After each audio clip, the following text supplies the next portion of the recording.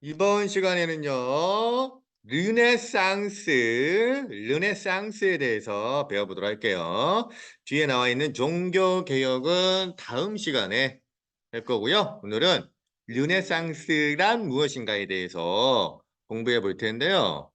이 단어는 학습지에는 이렇게 간단하게 두 줄로만 나와 있지만, 르네상스를 대표하는 정말 세계적인 월드 클래스 예술 작품들을 꼭 여러분들이 공부해야 되기 때문에 요 단어는 교과서를 꼭 보셔야 될 것 같아요. 자, 그래서 지금 교과서 몇 페이지를 피냐면 90페이지를 피고 교과서에 나와 있는 작품들을 보면서 공부를 해보도록 할게요. 자, 교과서 90페이지 보면 일단 르네상스에 대한 얘기가 나와 있고요. 이 르네상스라는 말 자체가 어떤 의미를 갖고 있는지 개념을 먼저 파악을 해야 되겠죠? 먼저 야, 르라는 말은요. 뭔가를 다시 하다라는 뜻이야. 다시. 다시. 또는 뭐 부활, 재생, 뭐 이러한 의미를 갖고 있는 거예요.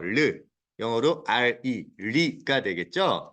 자, 그러면 르네상스라는 말은 뭔가가 죽어있던 것이 다시 살아났다라는 거죠. 그러면 뭐가 죽어 있었는데 다시 살아났느냐? 자, 한마디로 인간이 죽었다가 살아났다라고 보시면 돼요. 인간. 뭘 의미하냐면 우리 예전에 유럽의 그리스 시대나 로마 시대에는 상당히 인간을 존엄시했죠. 심지어는 그리스 로마 신화를 보면요. 신들마저도 인간처럼 묘사를 했단 말이야. 신들이 막 결혼도 하고 시기 질투도 하고 분노도 하고 사랑도 하는 뭐 이러한 인간 중심적인 신을 또 묘사했단 말이에요. 자, 그런데 우리가 지금까지 크리스토교 세계를 배워왔다시피 중세 봉건제 사회는요. 상당히 교회 중심, 교회를 이끌어가는 교황의 말을 무조건 따르고 복종하는, 즉 인간의 의지나 생각 이런 것들은 개나 줘버려, 모든 건 다 하나님의 뜻이고 교황의 말에만 복종해라는 그러한 조금 폐쇄적인 분위기가 중세 시대에 쭉 이어져 왔던 거예요. 그런데 그 경고했던 신중심의 세계 중세 시대도요. 점차 질서가 흔들리고 교황의 권위가 쇠퇴해 갔죠. 자, 그러면 우리 배웠죠? 이렇게 중세 봉건제 사회가 흔들거리고 교황의 권위가 추락하는 데 가장 큰 시발점이 되었던 사건이 뭘까요? 자, 십자군 원정이죠. 십자군 원정. 11세기부터 13세기까지 무려 거의 뭐 200년 정도에 걸쳐서 했던 이 십자군 전쟁, 결국 십자군 원정의 패배로 교황의 권위가 무너지고 봉건제 사회가 흔들리면서 14세기 가면서부터 이때부터 이제 서유럽에 르네상스가 나타나게 되는 거예요. 그러면 르네상스는 한마디로 문화 운동이라고 볼 수 있어요. 인간 중심의 문화, 를 추구하는 그런 운동이라고 볼 수 있는데 뜻은 아까 우리가 확인했던 것처럼 부활, 재생이라는 의미. 그럼 뭐가 부활하고 재생했느냐? 뭘까요?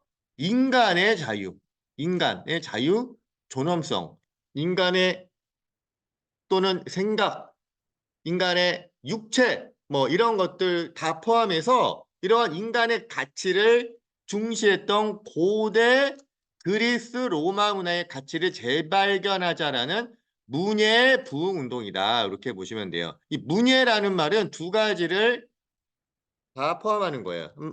두 가지 뭘까요? 문학과 예술이에요. 문학과 예술. 특히 문학과 예술 중에서 조금 더 비중을 두자면 예술이야, 예술. 아트. 자, 그러면 그리스 로마 시대의 인간을 중시하는 문예 부흥 운동이 그러면 어디에서 가장 먼저 일어났느냐? 당연히 어디일까요? 이탈리아겠죠. 이탈리아. 자, 이탈리아. 그 왜 이탈리아에서 가장 먼저 르네상스가 일어났느냐? 그 이유를 먼저 파악을 해야 돼요. 일단 이탈리아는요, 예전 고대 로마의 수도였단 말이야. 그러다 보니까 고대 로마의 문화가 다른 지역에 비해서 많이 남아 있었겠죠. 우리 로마 문화의 인간 중심의 문화를 부활시키려면 일단 그게 어느 정도는 남아 있어야 되는 거 아니야. 그러다 보니까 다른 지역보다는 이탈리아가 로마 문화 유산이 많이 남아 있었다. 자, 그리고 문학과 예술 하려면 기본적으로 뭐니 뭐니 해도 뭐가 뒷받침이 돼야 될까요? 그렇죠. 뭐니 뭐니 해도 돈이 좀 있어야 돼요. 경제적으로 어느 정도 여유가 있어야지 내가 문화예술 활동하는 거 아니겠니? 내가 그지인데 먹고 살기 바빠 죽겠는데 무슨 예술을 하겠니? 근데 마침 십자군 전쟁 이후에 이 지중해 무역이 굉장히 발전하고 그로 인해서 이탈리아는 다른 지역에 비해서 무슨 번영? 경제적인 번영을 누리게 돼요. 그러니까 돈 많은 집안들이 엄청난 가부들이 재벌들이 이탈리아에 많이 있었던 거예요. 그러다 보니까 그들이 나의 그런 재산을 과시하기 위해서 수많은 예술인들을 후원을 해줘요. 그래서 그들이 만든 그린 작품들을 자기 거대한 저택에다가 멋있게 이제 걸어 놓는 거죠. 그러면 자신의 부를 과시할 수 있는 거죠. 그 얘기는 뭐냐? 경제적으로 변형을 누려야지만 문화예술이 발전할 수 있었는데 다행히 이탈리아는 지중해 무역으로 경제 발전을 이루었다. 자, 그다음에 비잔티움 제국, 동로마 제국이었잖아요. 근데 안타깝게도 동로마 제국, 비잔티움 제국이 누구한테 멸망당했죠? 오스만 투르크한테 망했잖아. 근데 오스만 투르크는 이슬람 국가죠. 그러다 보니까 오슬람의 지배를 받기 싫어했던 문화예술가들이 대거 이탈리아로 이주를 해요.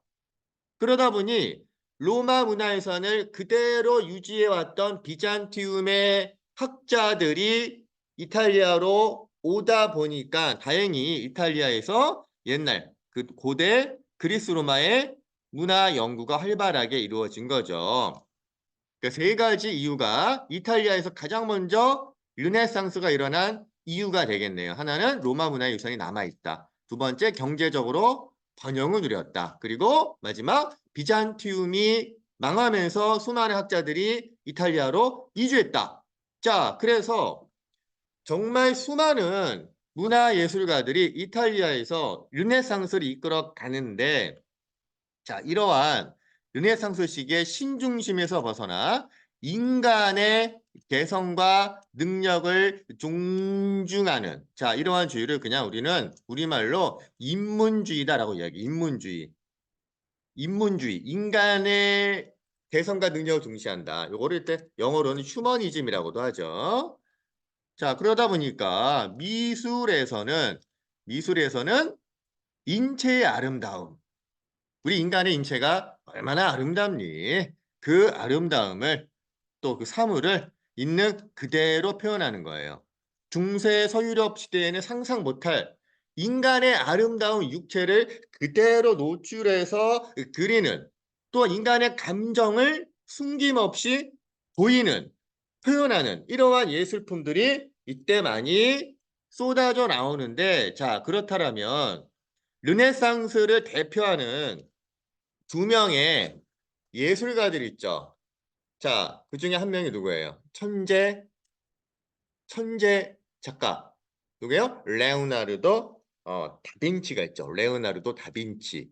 자, 이분은요, 예술가이자 과학자이자 수학자이자 건축가이자 심지어 인체 해부학에 대해 관심 많았기 때문에 의사라고도 볼 수 있는, 정말 전 인류에 통틀어서 가장 천재학자 누구냐라고 꼽을 수 있는 분이 레오나르도 다빈치예요. 자, 이분이 수많은 작품을 남겼지만 그 중에서 전 세계적으로 가장 유명한 작품이 바로 뭐예요? 모나리자예요. 자, 모나리자.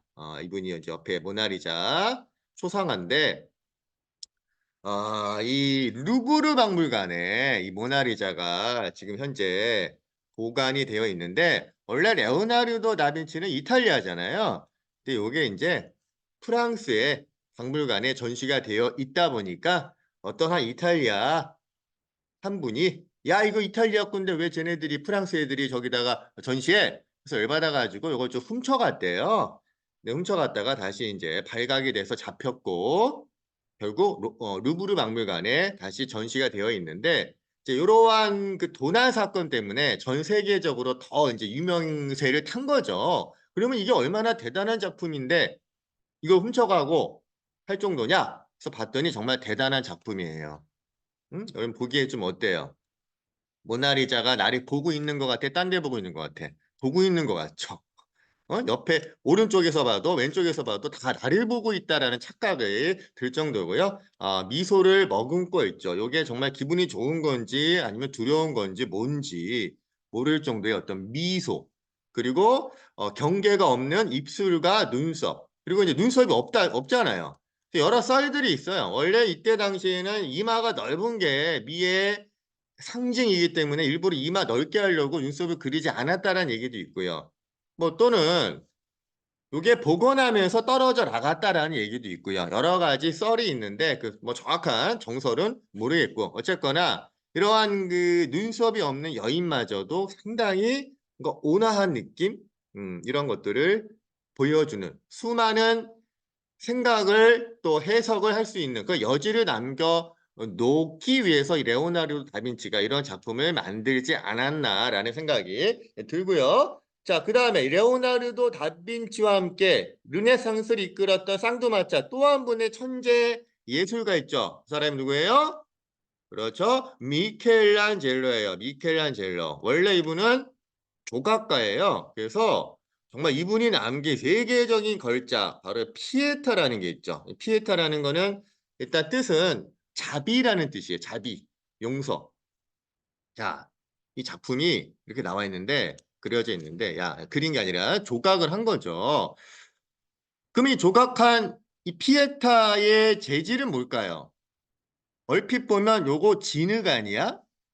흙 아니야? 이렇게 볼 수 있는데, 자, 요거는 정말 단단한, 너무너무 딱딱한, 뭘까요? 이탈리아 하면 유명한 거 있잖아. 대리석이에요. 어? 거대한 대리석을 미켈란젤로는 요거를 하나하나 깎은 거야. 옛날에는 이게 조각되지 않았다라면 그냥 이렇게 이러한 그 한 덩어리의 대리석 돌덩어리였겠죠. 요거를 하나하나 다듬은 거예요. 자세히 보면요.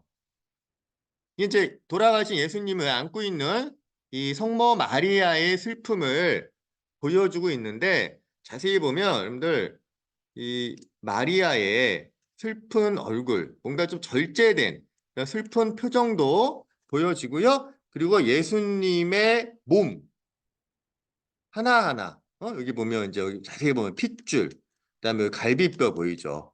뭐 이러한 손가락도 보면 손가락 주름 하나하나까지 상당히 사실적으로 조각을 했다라는 점이 정말 대단하구나. 어떻게 이런 대리석 조각품을 만들 수 있을까라는 정말 믿기 힘든 이러한 조각품이 바로 피에타고요. 그 다음에 그 왼쪽에 또 최후의 심판이라는 이런 또 그림이 있는데, 요거는 시스티나 성당에 그린 작품인데요.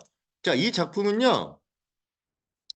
최후의 심판이니까 이제 인간이 죽으면 어디가 지옥에 가죠. 그래서 밑에는 이제 지옥의 세계를 보여주고 있고요. 위에 이제 그 예수님이 이렇게 천국의 세계를 보여주고 있는데, 요거는 천장에다가 그러죠. 천장.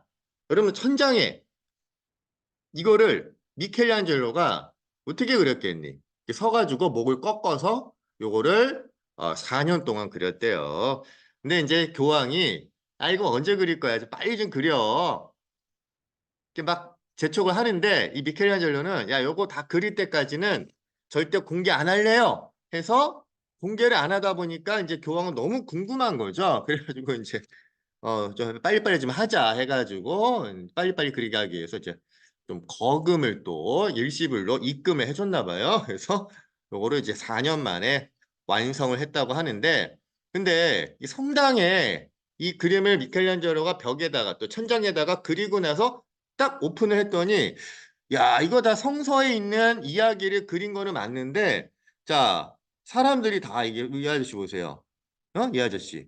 남자고 여자고 대부분 이렇게 옷을 훌러덩 벗고 있네요. 자, 거의 19금이에요. 성당에 딱 갔는데 다 온몸을 벗고 있는 이런, 물론 걸치고 있는 분도 있지만 이런 나체의 그림들이 성당에 그려졌다. 자, 이것만으로도 야, 이건 르네상스다. 인간 중심이다. 인간의 육신을 그동안 더럽다고 해서 숨겼는데 이거를 과감하게 이 아름다운 육체를 그려서 보여준 거예요. 자, 이런 것이 바로 뭐다? 르네상스다. 인간 중심이잖아요. 우리 성모 마리아의 슬픔도 이렇게 보여주고 있잖아요. 응? 예수님의 그런 또 고통스러운 그런 표정도 위에서 보면 그 아주 적나라하게 보여준다고 해요. 자, 이러한 인간의 감정과 인간의 육체라는 것들을 누가 이러한 미켈란젤로, 레오나르도 다빈치, 또 뭐 보티첼로 뭐 이런 분도 있는데 이러한 르네상스가 이 이탈리아에서 이렇게 엄청나게 발전을 했다라는 거를 알 수 있네요. 자, 그래서 이 작품 보셨고요. 자, 그 다음에 이제 알프스 2부로 갈게요. 알프스. 자, 알프스. 이게 어디 있니? 알프스는요, 우리 이탈리아 북쪽에 있잖아. 이탈리아 북쪽에 알프스, 지금 스위스라는 나라가 있고요. 그 위로 넘어가면 어느 나라 있죠? 프랑스와 독일이 있죠. 물론 그 위에 영국도 있고요. 즉 이탈리아와 달리 알프스 이북, 현재 프랑스, 독일, 영국, 자, 이러한 나라들은 또 다른 느낌의 르네상스가 또 발전을 해요. 자, 일단 르네상스가 알프스 이북으로 확산된 건 맞는데, 자, 이 지역에서는 인간의 가치를 보여주는 것으로 끝나는 것이 아니라 그동안 너무 인간이 신에 의해서, 우리가 믿는 지저스, 하나님에 의해서 너무 좀, 좀 무시당하지 않았느냐. 특히 내가 하나님의 뜻을 전달하는 인간이야. 그래서 이제 주로 교황이라든지 성직자들, 이런 분들이 약간 좀 부패를 하다 보니 대놓고 이들이 까는 거예요. 이게 알프스 이북의 르네상스의 특징이에요. 보세요. 그래서 이 지역에서는 교회와 성직자, 이들이 이제 부패하고 타락하는 것을 대놓고 까는, 비판하는 이러한 경향이 나타났던 것이 이게 바로 알프스 이북의 르네상스예요. 이건 나중에 다음 시간에 배울 종교 개혁으로까지 이어지는 거죠. 그래서 자, 그 밑에 알프스 이북의 르네상스를 대표하는 작가가 있는데, 자, 에라스 뮤스라는 사람이 우신예찬이라는 책을 써요. 문학을 통해서 르네상스를 이끌었는데, 자, 이분은 누구를 비판하는 거야? 교황을 비판하는 거야. 교황. 자, 이분이 이제 우신예찬이라는 책의 우신이라는 뜻은 어리석은 신이에요. 그러니까 교황은 어리석은 신 때문에 내가 먹고 산다. 내가 우아한 생활을 하고 있다. 내가 연극과 다름없는 교회 의식을 하면, 응? 그러면 내가 그리스도한테 충성했다고 생각을 하는구나. 참 어리석은 신이구나. 내가 이렇게 연기하는 척만 보여도 나는 축복을 받는구나. 뭐 이런 식으로 교황을 또는 성직자들을 대놓고 디스했던 이분이 바로 에라스미스고요. 이분이 썼던 책이 우신 예찬이에요. 그다음 그 밑에 보세요. 자, 브리얼. 자, 브리얼이라는 데에서 농민의 춤이라는 그림이 있는데, 자, 농민들의 모습이 이렇다라는 거예요. 당시 귀족들이나 성직자와 달리 농민들은 이렇게 힘들게 살고 있는데 그 와중에도 댄스를 하면서 이렇게 또 힘든 노동의 고통을 이런 거 통해서 힐링하고 있구나라는 거를 또 보여주는 거죠. 자, 이렇게 농민의 춤, 또 에라스무스의 우구신 예찬, 이런 알프스 이북의 르네상스는 아, 인간의 가치를 추구했던 그런 이탈리아와 좀 달리 그냥 신을, 교황을 좀 비판하는, 강하게 비판하는 이러한 성격의 르네상스가 발전했다. 하게 되었구나. 그래서 르네상스는 이렇게 두 가지로 구분할 수 있구나라는 걸 볼 수 있어요. 그러면 오른쪽에 탐구 1번 보면 두 개의 그림이 잘 비교가 되고 있는데 왼쪽에는 고대 시대의 벽화예요. 이 여성분인데 뭐 걸친 게 없죠. 근데 중세 시대에 보세요. 온몸은 거의 다 걸쳤죠. 약간 어깨만 살짝 노출했네요. 자, 근데 이러한 고대 시대의 인간의 아름다움을 보여주는 것들이 다시 르네상스 시대에 나타났다. 그래서 보티첼리의 봄 보세요. 다시 이제 또 인간의 아름다운 육체를 보여주고 있죠. 자, 이러한 모습이 바로 르네상스다. 고대 시대의 인간의 아름다움을 살리는 것이 르네상스다. 이렇게 이해하시면 되겠네요. 자, 우리 그럼 학습지 교과서에서 배웠던 내용 몇 줄 안 나와 있지만 요거 한번 다시 한번 정답 적고 마무리할게요. 자, 이탈리아 가장 먼저 르네상스가 발달해서 이탈리아는 인간의 개성과 능력을 존중하는 무슨 주의? 인문주의 적으시면 돼요. 그래서 인문주의를 바탕으로 수많은 문학가, 특히 미술 작품이 발달했다. 우리 아까 레오나르도 다빈치, 그리고 미켈란젤로, 막 이러한 분들 확인했죠. 그다음에 알프스 이북은요. 교회와 성직자의 타락을 비판했다. 사회 문제에 관심 많았고 그래서 에라스미우스의 우신야창 같은 것들이 대표적인 작품이었다. 이러한 알프스 이북의 교회에 대한 성직자에 대한 비판 의식은 곧바로 뭘로 이어졌을까요? 종교 개혁으로 이어지는 거예요. 그래서 종교 개혁에 대한 내용은요. 우리 다음 시간에 하도록 할게요. 그래서 오늘은 여기까지 끝.